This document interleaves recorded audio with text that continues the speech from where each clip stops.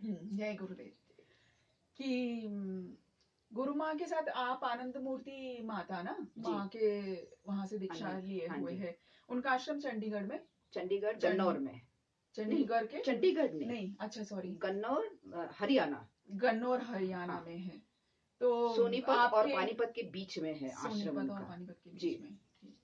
तो कुछ आपके ऐसे ही मतलब अनुभूतियां बताइए, जैसे कि आप गुरु माँ के साथ मुलाकात हुआ, दीक्षा हुआ, उसके बाद या उस समय भी आपके कैसे अनुभूति रहे? जैसे गुरु माँ को पहले देखा और पहले आपने जो रिट्रीट किया कह रहे थे ना जी, हाँ, उस समय भी आपके के लिए वो कैसा रहा वो बताइए। जी, वो तो एक पहली बात है कि जब गुरु को देख के मेरा मन इतना, यानी मेरे ऊपर विश्वास नहीं हो रहा कि मैं गुरु जी को देख रही हूँ।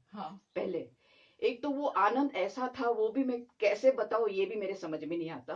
पर बहुत ही सुकून सा कि जैसे कि इनको मैं पहले नहीं, अभी पहले भी मिल चुकी हूँ। तो और एक मेरा अनुभव हुआ 4 दिन में जो गुरुजी ने मेडिटेशन सिखाया, उसमें एक मृत्यु ध्यान करके सिखाया था। वो तो मुझे सबसे बढ़िया लगा, क्योंकि उस समय में ऐसा ध्यान मैंने कभी जिंदगी में किया नहीं था। वो ध्यान ऐसा था कि सच में लगने लगा मैं मौत से जितना डरती थी उतना मौत से मैं अब कम डरने लगी हूँ। अभी मैं महसूस ये नहीं कर रही हूँ, लेकिन डर कम हुआ है। और वो ऐसा था कि उसके बाद ही आपको कैंसर भी आपको पता चला कि आपको कैंसर बाद में जब मैं घर लौटी तब मुझे पता चला कि मुझे कैंसर हुआ है। और कैंसर भी हुआ है तो भी मैं थोड़ा डिप्रेशन में भी चली गई थी। पर उस दिन भी ऐसे हुआ, वो हमारे ये थोड़ा पिकअप करने के लिए, मीन्स द करेज पिकअप करने के लिए, जो गुरु माँ का मैंने उस दिन जो टीवी पे देखा, तो मैं तुरंत वो सुनने के बाद मैंने ऐसी तैयारी की कि जैसे मुझे कुछ हुआ ही नहीं। तुरंत मैंने मेरे हस्बैंड को बोल दिया कि चलो वी हैव टू गो, जाना है ऑपरेशन के लिए, तैयार हो जाओ। और ऑपरेशन की भी एक बात बहुत अलग है। जब डॉक्टर ने मुझे कहा कि मिसेस रॉय आपको कुछ टेंशन है, तो मैंने कहा नहीं, तो जबकि मेरे गुरु इतने शक्तिशाली है तो गुरु मेरे काम करेंगे ही आपकी तरफ से। और बहुत बढ़िया एक्सपीरियंस रहा है गुरु जी के साथ। हाँ, मतलब वो गुरु कृपा क्षण में हर समय आपने महसूस किया। ऑपरेशन के बाद और सब कुछ, जब आपने अभी आप पूरा फिट भी हो गए, पूरा सब कुछ आप हेल्दी हो गए हैं।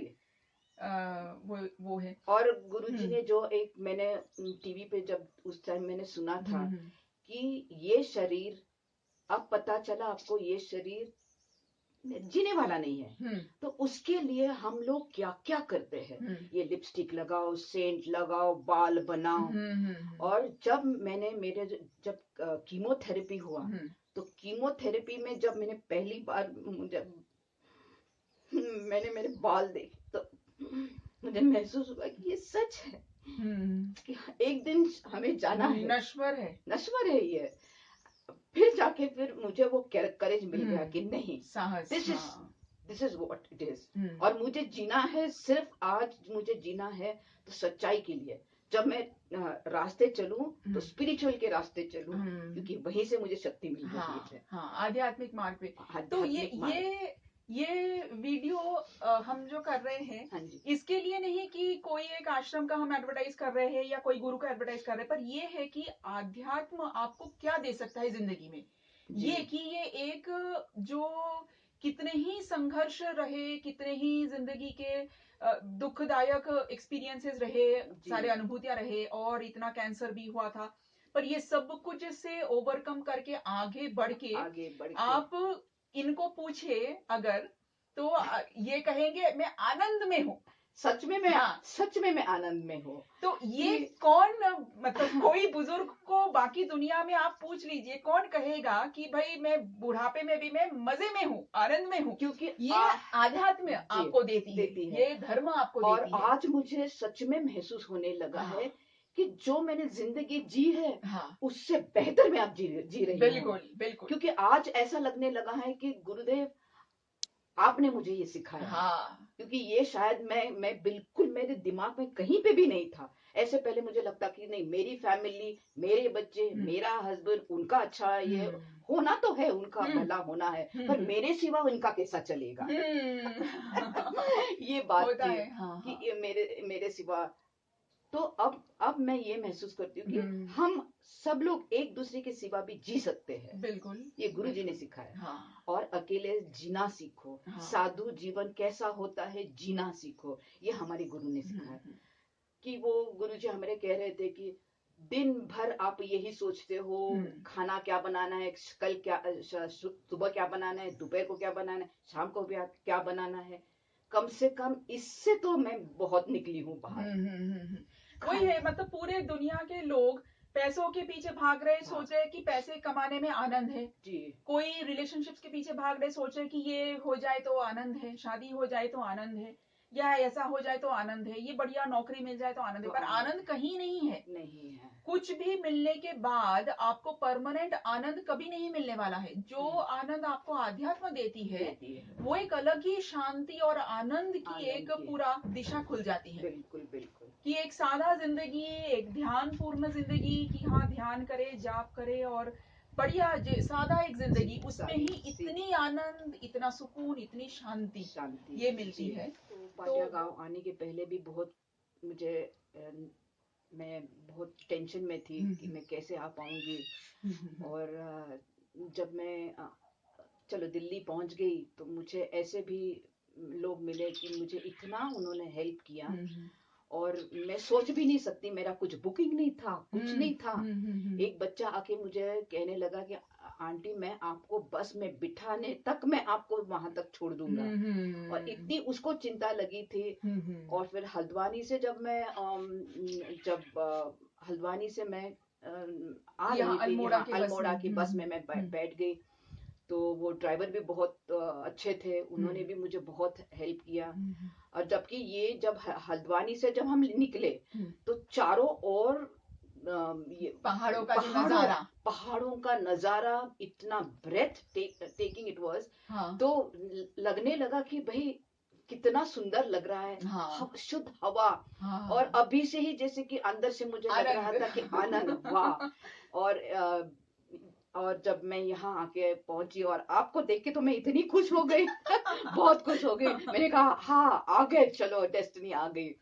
पर एक बात है कि यहाँ आने के बाद भी जो मैंने महसूस किया, जो सुंदरता है यहाँ की, और तारा देवी की, गुरु जी की कृपा है कि उनकी कृपा से मैं यहाँ तक आ पहुंची। क्योंकि मैंने कभी जिंदगी में नीचे ऊपर नीचे मैंने कभी किया नहीं। अकेले और इतने पहाड़ों में, गांव में। यहाँ के मैं आपसे मिली हूँ और आपसे भी मैं बहुत सीख रही हूँ। ये भी आप मेरी गुरु जी की कृपा कि गुरुजी मेरे आपके मुंह से मेरे साथ जो कुछ मुझे अच्छी अच्छी बातें बता रहे हैं, मुझे सीखने ही मिल रहा है। और एक बात गुरुजी की है, जो गुरुजी कह रहे थे ना कि साधु जीवन जी के देखो, तो मैंने अभी इनके साथ रह के साधु जीवन जीना सीखा है। अब जबकि मैं जाऊंगी तो मैं सच में साधु जीवन जीना सकूं। यानी रहूंगी भी ऐसे कि यही मेरी जिंदगी है। मुझे ना चाहत किसी की, जो मिला है सो मेरी गुरु की कृपा, ऐसे समझ के मैं अभी जीना सीखूंगी। और हर पल मुझे बहुत महसूस होता है कि गुरु जी है, इसलिए मैं ये कर पाती हूँ।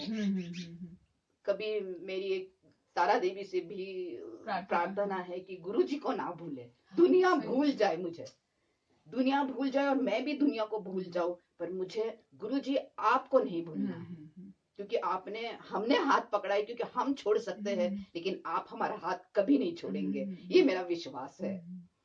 हाँ, गुरु बनना ऐसे थोड़ी, मतलब गुरु बनना मतलब शिष्यों का परलोक तक भी, जन्म जन्मांतर तक का भी पूरा दायित्व रहता है। जब तक ना हर एक शिष्य मोक्ष प्राप्ति कर लेता है तब तक गुरु का दायित्व की समाप्त नहीं होता जी। तो वो गुरु मतलब बहुत बड़ा रेस्पॉन्सिबिलिटी जी। वो जो सिद्ध संत हो गए हैं, जो ईश्वर प्राप्ति कर के ईश्वरत्व एक बन गए, ईश्वर के साथ एक बन गए, वही गुरु बन सकते हैं। बाकी और कोई साधक जो है उनकी डेयरिंग नहीं होनी चाहिए कि वो गुरु बने, किसी को डेयर ही नहीं करनी चाहिए। तो वो एक अलग ही है, वो स्वयं एक हो जाते हैं। क्योंकि आज मैंने एक बात सीखी मैंने, जो मेरे मन में पहले भेदभाव था, किस बात का, अच्छा ये मेरे बच्चे, ये मेरे बच्चे, ये मेरा भाई, ये मेरी माँ, आज मैं सब में माँ देखती हूँ, सब में भाई देखती हूँ, सब में बहन। अपना बच्चा जो भी लेवल का बच्चा है वो मेरा ही बच्चा है। ऐसा मैं जैसे मैं ऐसे समझने लगी हूँ, मुझे ऐसे इन लोगों से मुझे हेल्प मिली है, मैं सच कह रही हूँ कि अभी मैं किसी को दूसरा नहीं समझती, ये सब मेरे अपने ही है। वो भी, ये भी साधना का ही फल होता है कि वसुधैव कुटुंबकम जो हमारे शास्त्रों में कहते हैं कि सारा दुनिया ही फिर अपना लगने लगता है कि सब अपने ही है, कोई पराया नहीं है, सब अपने हैं। तो सब अपने अपने लेवल पे है। हाँ। सब अपने अपने, कोई किसकी समझ कैसा है, किसका सोच कैसा है, किसका सोच कैसा है, पर है सभी जैसे कि पूरे दुनिया एक ही परिवार ही है। परिवार है। बल्कि मैं ये भी कहना चाहती हूँ, लोगों की ये भी सोच होती है कि छोटी छोटी चीजों के लिए क्यों गुरु को पुकारना है, पर मैं पुकारती हूँ। हाँ, नहीं वो एक कनेक्शन बनाता है ना। हर छोटे चीज में आप अगर आपका स्मरण हो तो वो तो आपका कनेक्शन और स्ट्रांग होगा गुरु जी के साथ, इसलिए वो अच्छा है, वो और अच्छा है। अच्छा है। क्योंकि छोटी छोटी चीजों के लिए कभी कभार ऐसा भी होता है कि छोटी सी चीज होती है कि मेरा पैर में मोच आ गई, तो क्या कोई और कहेगा कि अच्छा मोच आ गया तो डॉक्टर के पास चले जाओ, वहां पे भी आपका ये रिपेयरिंग होगा। पर मैं पहले गुरु जी को प्रार्थना करती हूँ, तो डॉक्टर के रूप में वही तो आ जाता है। बिल्कुल बिल्कुल। तो ये मेरी सोच है कि छोटी छोटी बातों के लिए भी मैं गुरु जी को ही बिल्कुल एक सा छोटा सा बच्चा जो संपूर्ण उसका विश्वास, भरोसा, समर्पण उसके माँ के प्रति है या पापा के प्रति है, वो हर छोटी बात के लिए दौड़ के अपने मम्मी पापा के पास ही जाएगा कि ये पापा ऐसा हो गया, मम्मी ऐसा हो गई, तो अब वो उसको पता है कि मम्मी देखेंगे। तो वैसे ही शिष्य को गुरु के ऊपर उतना ही विश्वास, भरोसा और समर्पण होनी चाहिए कि पहले ही गुरु की याद आ जाए, पहले ही अपने ईश्वर की याद आए, पहले ही अपने इष्ट देव की याद आए, जी कि वो समर्पण, वो विश्वास, भरोसा वहां पे हो, वो तो बहुत बढ़िया है। उनका हाथ जो है अपने सिर पर है, मालूम है सिर पे है, तो फिर आगे चलने में क्या दिक्कत है अंधेरा, बहुत अंधेरा है, गहरा अंधेरा है। मेरा कहना ये भी है कि हमें मालूम नहीं है कि गहरा अंधेरा है, लेकिन उसमें से भी रास्ता दिखाने वाला वही है। क्योंकि ये मैंने खुद देखा है। बिल्कुल, कई बार मैं ऐसे अटक जाती हूँ कि भाई जब मैं बीमार थी तो अब क्या होगा मेरा, क्या होगा, किस पर मैं यानी निर्भर तो नहीं हूँ, पर पता नहीं मुझे उसमें से मैं बाहर निकली हूँ। यही सबसे मेरी जो श्रद्धा है और यही मेरे काम आ जाती है। बिल्कुल। तो वही है, वो स्ट्रेंथ जो अंदर से आती है गुरु के कृपा से, इतना जो शक्ति आती है कि हाँ चाहे जिंदगी में कुछ भी हो जाए, हम बिल्कुल आराम से उसमें हम पार लगा सकते हैं। जैसे कि हम लोग कहते हैं ना कि ये माँ बाप तो शरीर के माँ बाप है, ये मेरे शरीर के नहीं, मेरे अध्यात्म के माँ बाप, आत्मा के, बिल्कुल आत्मा के। गलत तो नहीं बोल रही हूँ? नहीं, सही बात है, ऐसा ही कहा जाता है, गुरु है आत्मा के जो गार्जियन कहते हैं, उनके जो कनेक्शन है, उनका काम करने का तरीका भी बहुत अलग होता है। वो हमारे समझ में नहीं आते, साधे लोग जैसे मेरे जैसे ही समझ में नहीं आता कि इनका काम कैसा है, पर तुरंत पता चलता है कि अरे ऐसा भी हो सकता है। बिल्कुल। और हर छोटे छोटे चीजों में जब हम पुकारते हैं और मिराक्युलसली वो उसका समाधान भी हो जाता है, तब पता ही चलता है कि गुरु की कृपा ही हो रहा है। सच में बिल्कुल सच बात है। तो वही है कि ये खाली आध्यात्मिक गुरु जी से प्रार्थना है कि गुरु जी मुझे इसमें से और निकाल दो, अब मैं ग्रीडी हो चुकी हूँ आध्यात्म की लोभ आध्यात्म की लोभ में। ठीक, वही है, ये लोभ अच्छा है ना, धर्म के विषयों में लोभ अच्छा है कि हाँ और ज्ञान प्राप्त हो और भक्ति हो, और ये मुझे ये भी चिंता लगती है, जिस दिन मेरी साधना नहीं हुई तो चिंता लगती है मुझे कि क्या तूने किया। मैं अपने आप को टोकती हूँ, आज क्या किया तूने, और रात को साधना नहीं हुआ, आज ठीक से साधना नहीं हुआ, कल ये देखना है, उसमें से डबल टाइम निकालना है और साधना करना है। तो वही मतलब जो भी देख रहे होंगे उनको भी हम यही बोलना चाहेंगे कि चाहे ध्यान की पद्धति क्या भी हो, कोई भी मंत्र हो, जहां से भी दीक्षा हुआ हो, पर अगर साधना आप करेंगे तो वो सुख, शांति और आनंद जो आपको मिलेगा वो दुनिया के कोई भी चीज में, कुछ भी में नहीं मिलने वाला है। तो यही। और साधना भी मैं तो साधना के बारे में कुछ नहीं जानती, लेकिन मैं एक बच्चा हूँ और वो शब्द दिया है गुरु जी ने, और वही मेरा शब्द जितने काम मेरे आता है, बाकी के मैं बच्ची हूँ और वो मेरा बाकी का सब कुछ देखते हैं। वही है कि साधना के विषय में उतनी गहरा तत्व कुछ हुआ नहीं, जो भी गुरु जी से मिला है, या जो कुछ अगर कोई किसी का दीक्षा भी नहीं हुआ हो, वो सोचेंगे कि हम क्या करें। जो मंत्र आपको पसंद हो, जो भी ध्यान का प्रणाली आपको पसंद हो, यूट्यूब में कहीं से सुन के जो आपको अच्छा लगे, जो देवता आपको पसंद है, उसी देवता का जो भी आप करेंगे, उसी को करते रहिए, उसी से ही आपका मिल जाएगा जो भी मिलने वाला है। बाकी का भगवान ही देख लेंगे जी। देखो मैं 63 की हूँ बिल्कुल, और आनंद से